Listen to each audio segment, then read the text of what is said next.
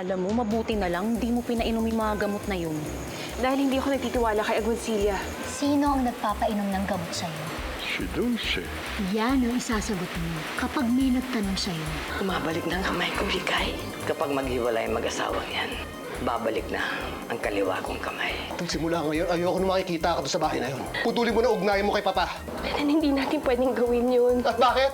Reden, na-discover ko na unti-unti nilalaso ni Agoncilla ang papa mo. Hindi ko na gusto yung mga ginagawa mo, ha? Ito yung pagkakataon natin para magpasalamat sa mga grasyang natatanggap natin. Marami nga ako nakikitang pagbabago dyan kay Lucy eh. Alam mo, ayoko na nga lang isipin eh. Na peke yung Lucy na kasama namin. May magandang balita ako sa'yo. Gawa na ang lapara. Maganda na ulit ako! Salamat po! Sino ho yung may reklamo sa akin? Ako, nalaman ko na unti-unti mong nilalason si Tito Duarte.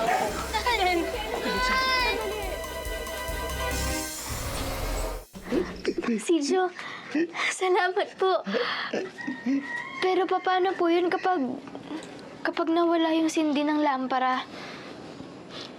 Babalik po ba ulit ako sa pagiging kuba at negra ko? Siguro.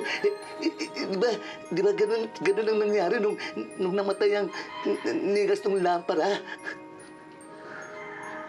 Pwede po ba nating subukan ulit? Sigurado ka ba, Lucy?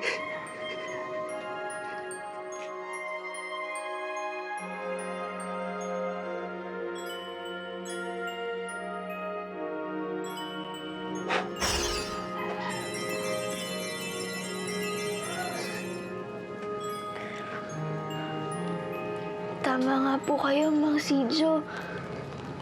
Ang lamparang ang nakakapagpawala ng bisa ng sumpa sa akin. Di ba? Iyan naman ang sabi sa'yo na nagbigay ng lampara. Ang matulungan ka niya. Mabuti na lang at binigay sa akin niya ni Ella. Maraming salamat sa kanya. Mga Sidjo, sa inyo rin po. Maraming salamat din po. Ang gusto ko kasi, yung matulungan kita, Lucy. Salamat po. Ano pa hinihintay mo?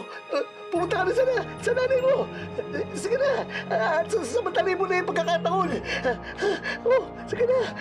Sige po. Mang Sidjo, pupunta na po ako na. Sige, Lucy. Salamat po. Mag-ingat ka. Ako na bahala dito sa lapara. Mabantayan ko to.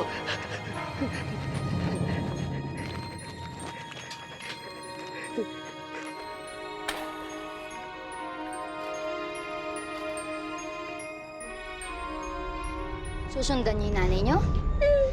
Wala na kayong magagawa. Wala pong kasalanan si Inay. Mabay po si Inay. Tay. Anak, napagbintangan lang nanay niyo. Wala siyang kasalanan, ha?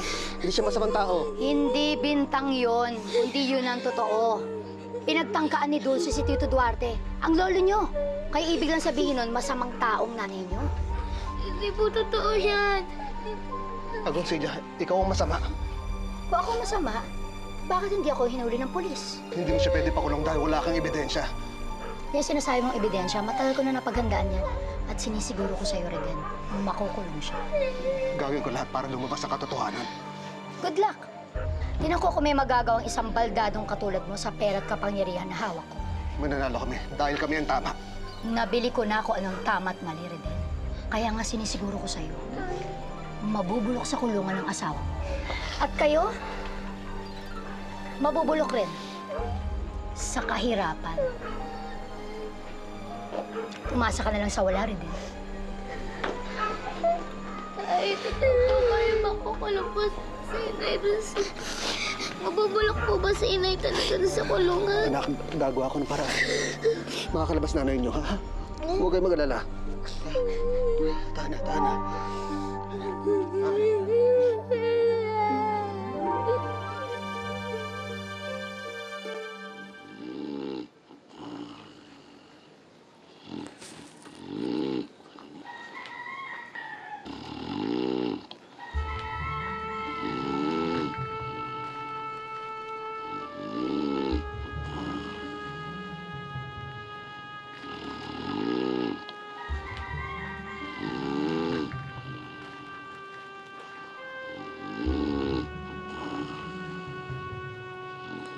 ang lampara.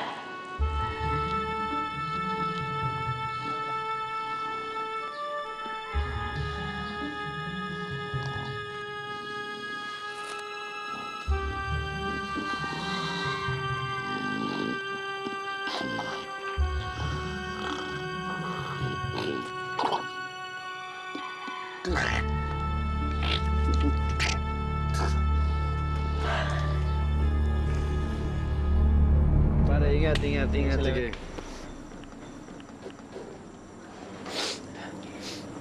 Benji!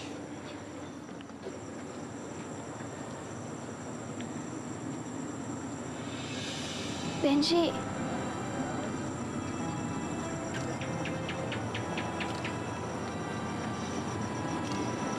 Lucy?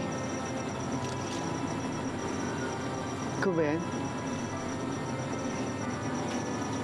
Oo, Benji. Ako nga ito. Nagbalik na ang dati kong itsura. Nawala na yung pagiging negra at kuba ko. Lucy?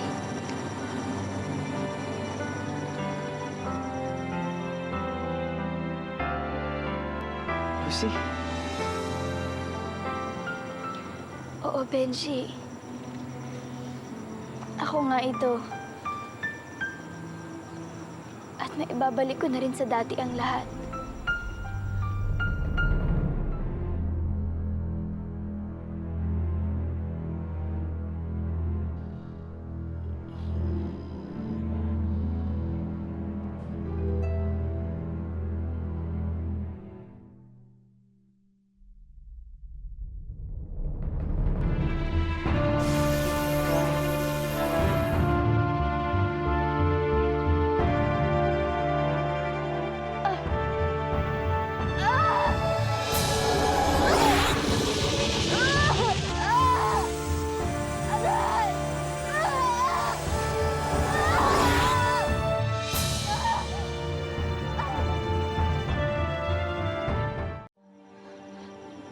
Bakit bumabalik ulit ako sa pagiging pangit ko? Tama si Lucy. Baka wala ka lang ng lumang bahay. Ginaya mo lang siya. Layo mo ako! Benji! Benji, hindi! Maniwala ka sa akin. Benji, hindi ako maligno. At mas lalong hindi ako masamang tao. Maniwala ka naman sa akin, oh. Kitang-kita ko kung paano ako nagbago ng anyo. Tignan mo yung sarili mo.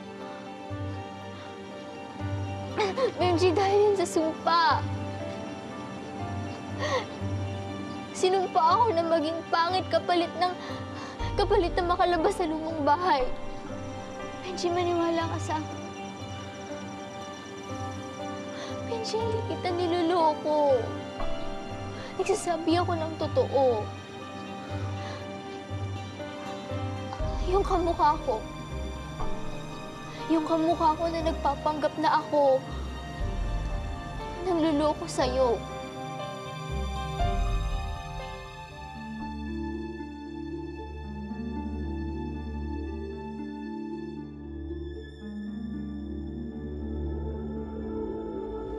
Lucy, ikaw ba yan? Opo, Mang Sidjo, ako nga po ito. Matulog lang po kayo.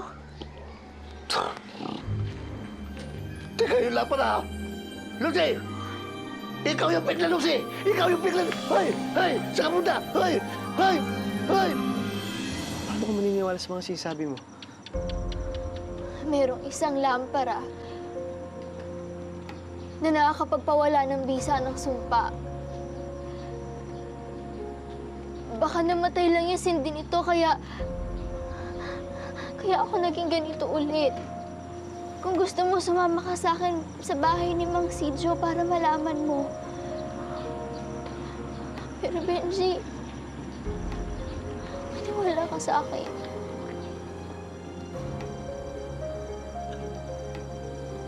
Benji, parang awa mo na. Ikaw na lang ang pag-asa ko. Please. Sige. Tingnan natin kung nagsasabi ka ng totoo.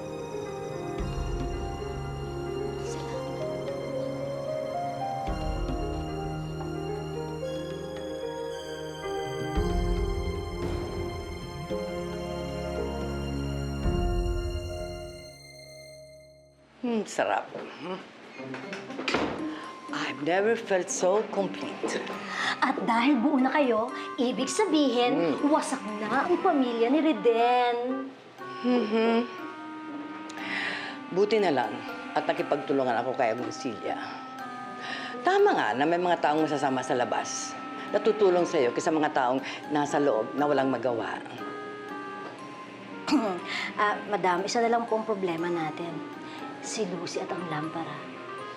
No problem. Sa mga oras na ito, hawak na ng Peking Lucy ang lampara.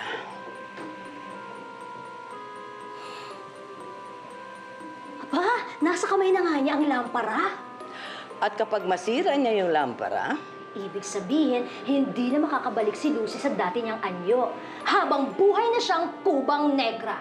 at mawawasak na rin ang kanilang pamilya. Right? Right.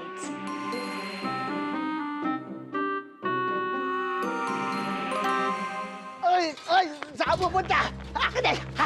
Akin na yan! Akin na yan!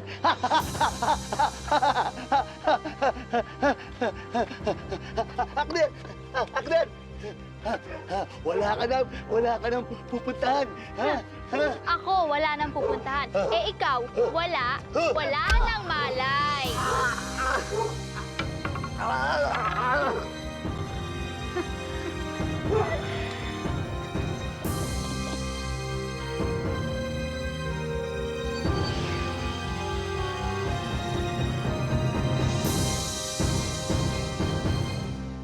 Bitiwan niyo ako. Wala naman akong kasalanan eh. Papa, makinig kayo sa akin. Hindi ako... Siya ang naglalason sa akin. Papa, hindi ako naglalason sa inyo. Si Agoncilla ho, hindi po ako. Hoy, Dulce, mag-ingat-ingat ka sa pambibintang mo. Malakas ang ebidensya laban sa'yo. Attempted murder. Di ba, attorney? Oo, hindi ka nalalabas dito. Hindi totoo yan. Ano pang hinihintay nyo? Ipasok nyo na yan. Hindi nga, bitiwan niyo nga ako. Papa, nasa panganib ang buhay niyo sa kamay ni Agoncilla. Bitiwan niyo ako. Wala akong kasalanan. Papa! Papa, mag-ingat kayo kay Agoncilla! Let's go, Tito Duarte. Papa, ito na yung parang lagay mo na. Let's go, attorney. Dito! Papa! Papa, si Agoncilla may kasalanan! Hindi ako!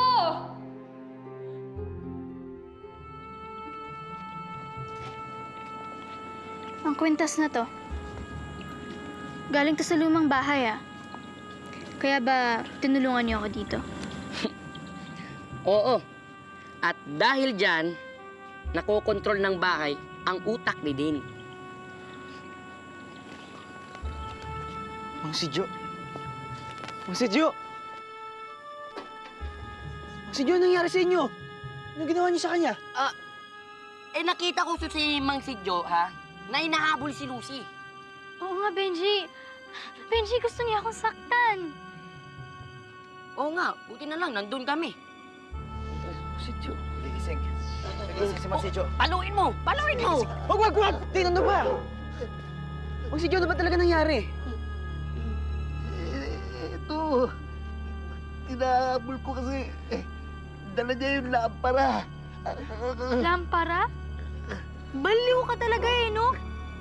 May dala ba akong lampara? Wala! Oo nga.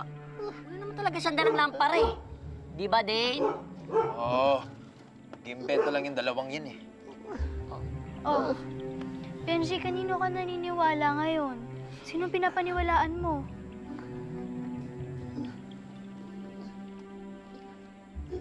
Oo, tama kayo. Nagsasayang lang tayo ng oras dito eh. Teka na, Lucy, natin sa inyo. Benji, huwag ka umalis. Sinabi mo may lampara. Pero wala naman. Sinasaktan mo lang si Lucy. Sinisayang mo lang oras ko. Halika na. Huwag niyo na akong guguluhin ulit, ah. Kung hindi, ipapakulong ko kayo sa mental.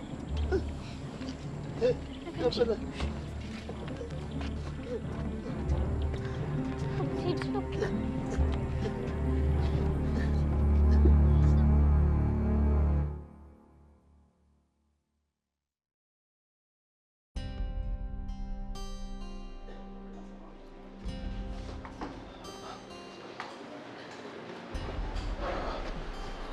Dulce! Nandito asawa mo. Reden. Reden. Nasaan na yung mga bata? Ha? Nasa bahay. Nagpatulong ako pulo eh. Huwag ka mag-alala. Nagpahanap din ako ng abogado. Reden, ayokong makulong. Natatakot ako dito. Gawin mo na para makalabas ako dito. Pero Reden, mas natatakot ako para sa papa. Umuwi ka, tulungan mo siya, iligtas mo si papa. Paano ko siya diligtas? Hindi naman niya ako paniniwalaan. Nasa panganib ang buhay niya. Ba't hindi mo subukan? Kapag lalo akong diniinig kay Bonsilia, mapapahamak lang ako. Mamaya ko anong gawin niya kay papa. Sige na, Reden. Iligtas mo siya.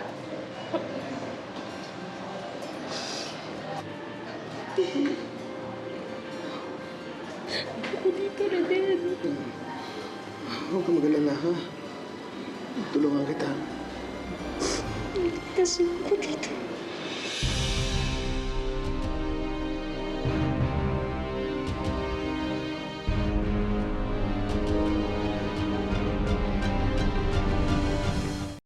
Teka. Ayoko maglakad eh. Dala ko naman tong kotse ko. Sumakay na lang tayo.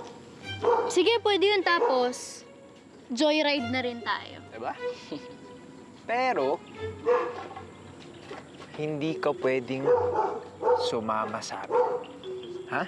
Intindihan mo? Dahil ayoko siyang sumakay sa kotse ko. Okay lang. Pawirid na naman ako eh. Good. Aww. Huwag ka nang masad, boyfriend.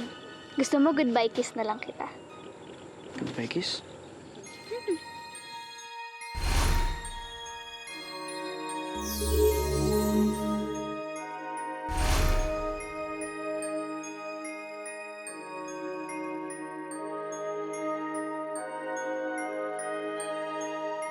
May papikit-pikit ka pa para kang babae. Nagliwanag ba ako? Nagliwanag. Dahil sa kiss. Benji, wag kang OA. Sige na. Bye. Tara. Lucy, kung masyadong papalit, ha? Bye.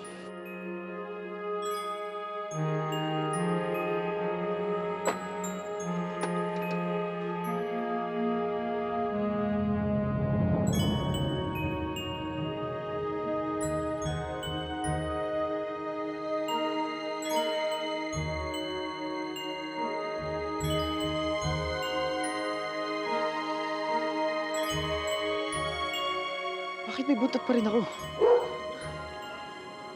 Hindi tumalab yung halik ni Lucy.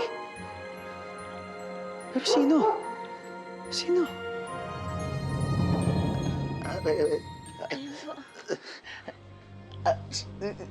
Salamat, Lucy, ha? Okay na ako. Pero, kailangan mong bumalik kung saan mo ko inabutan kanina.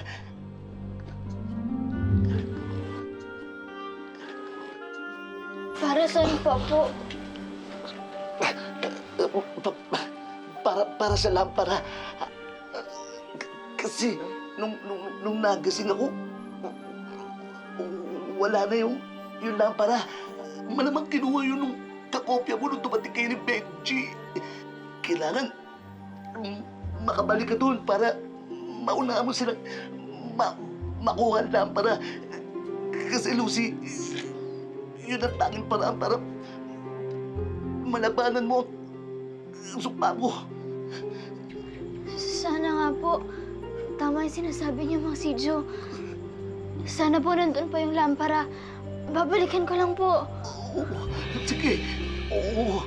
Sandali lang po. Mag-ingat ka. Siguraduhin mo dapat makuha mo yun.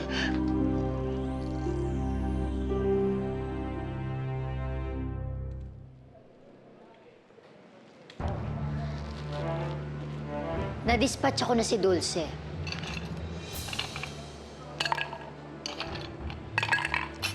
Nalipat na rin sa akin ang kayamanan mo. Sabihin mo nga sa akin, Tito Duarte.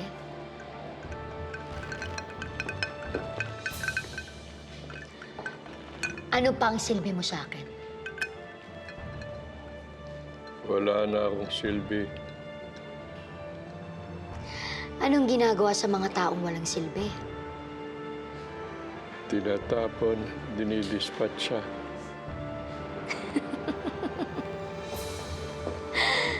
Magaling! Good. Very, very good.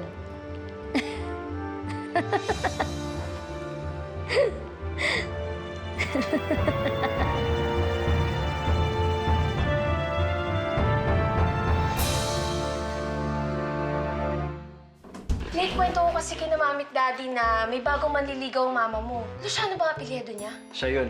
Oh my God! Dahil siya, ang head ng isang notorious sa sindikato! Kaya susuko ka na lang. Sayangin mo ang sakripisyo ng tatay mo. Hindi ako katulad ni Snow White na bigla na lang darating yung prinsipe niya at hahalikan siya. Hindi ako katulad ni Sleeping Beauty na hahalikan siya. Yun ang nagpapagaling sa lahat ng prinsesa sa fairy tale. Siguro, yun ang dapat mong gawin. Ang kumbinsihin mo ni Benji na halikan ka. Benji, yung nanay mo nakulong. Gagawa ko ng paraan. Kakausapin ko si Papa. Pupuntahan ko siya. Aalamin ko kung ano nangyari. Ikaw yung sagot sa problema ko. Yung halik mo, yun yung magpapawalang bisa sa sumpa sa akin. Ano pa hinihintay niyo? Bugbugin niyo yan! Mukhang this is it na para kay Papa Reden. Pag wala ng ilaw at haligi, mawawasak na ang home sweet home.